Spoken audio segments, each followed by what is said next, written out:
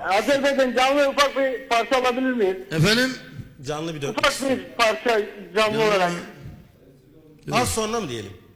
Olabilir, şimdi olabilir. Evet, alalım o zaman efendim. Yaprağıma karlar yağdı da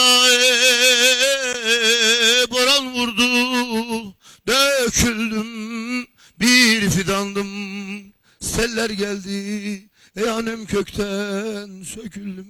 Ey dağlardaydım, ey dağlardaydım, ey özgür kuştum, kurşun değdi eyvah dedim, ay ay ay ay ay. Ayrılık ölümden zormuş hani bak eyvah. Ey papatyalar kadar saf ve temizdim.